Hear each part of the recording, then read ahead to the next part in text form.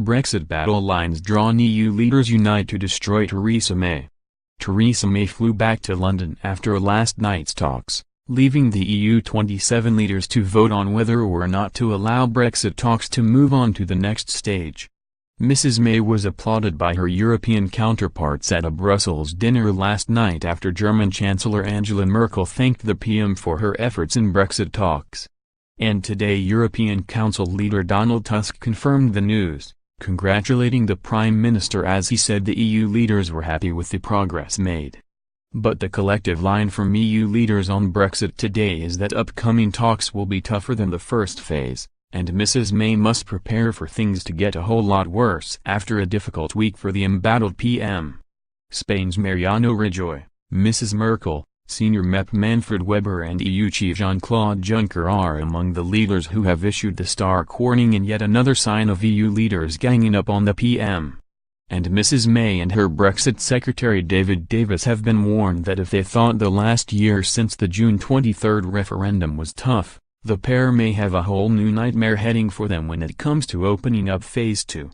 Speaking about Mrs. May's presentation to EU leaders, Italian PM Paolo Gentiloni said the EU 27 welcomed with great courtesy her kindness in making herself available. However, he warned, "We know that Phase 2 will not be more simple than Phase 1.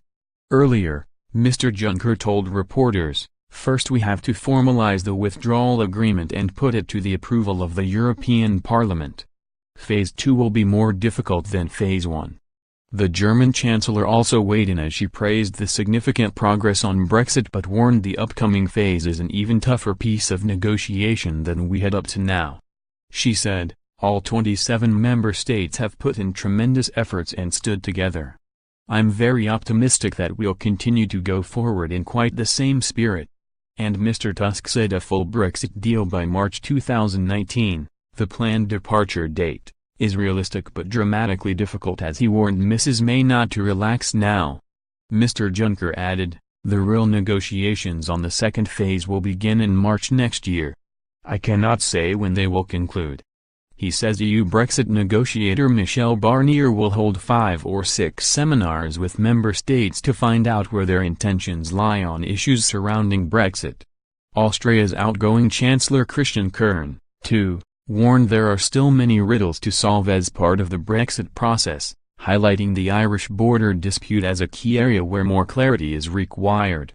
He said, "To be frank, there are still some tasks left over from the first phase, for example the Irish border. Logically speaking, if there can't be border controls between Ireland and Northern Ireland and there can be no checks between Northern Ireland and the UK but between the UK and Europe, then I believe even our primary school children can understand that there is still a riddle that needs solving." Talks between Mr. Davis and his EU counterpart Mr. Barnier were held at a standstill for months as the pair failed to agree on some of the crucial issues surrounding Britain's divorce. The deadlock was only broken last week following a tough week of negotiations for Theresa May as she tried to satisfy the needs of the EU, the Irish government, the DUP and the British government. EU 27 leaders have now approved the deal agreed and given the green light for talks to move on to the second phase, which will focus on Britain's future relations with the EU. It comes after Mrs. May's Commons defeat on Wednesday evening, which has only served to increase the likelihood of soft Brexit, according to the Prime Minister of Malta. Joseph Muscat said the amendment, which was pushed through by Tory rebels in the Commons, complicates things and means the UK is now heading for a softer Brexit. He told Sky News, "It complicates things. This amendment complicated things in terms of a timetable. It doesn't make things easier but would be put into the equation. If the Commons rejected a deal," he said, "I don't think that any issue of any extension would be at the European side. If you asked European colleagues we had to stop the clocks, we'd say yes. Not sure the British side would be too keen." The embattled PM, who faced a hammering in Brussels this week as she tried to scramble together some form of a deal under immense pressure, was warned to expect an even bigger Tory rebellion over her insistence on writing Brexit Day-11 p.m. on March 29, 2019, into law next week. MPs will debate an amendment enshrining the specific date into UK legislation on Wednesday, a move which Remainers complained would shut down the option of extending the existing March 2019 deadline if necessary to pin down the final details of a good deal. However, an amendment has now been tabled in the name of several Tories that would let the government change the date of Brexit through further legislation if negotiations were continuing.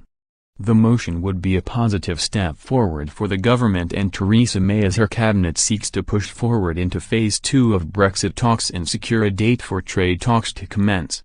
Taking to Twitter to thank the EU 27 leaders for accepting her agreement, Mrs. May wrote, "Thank you to Presidents at Juncker EU and at Donald Tusk.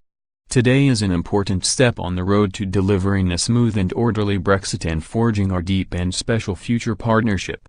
Shortly afterwards she added, "We will deliver on the will of the British people and get the best Brexit deal for our country, securing the greatest possible access to European markets, boosting free trade with countries across the world, and delivering control over our borders, laws and money."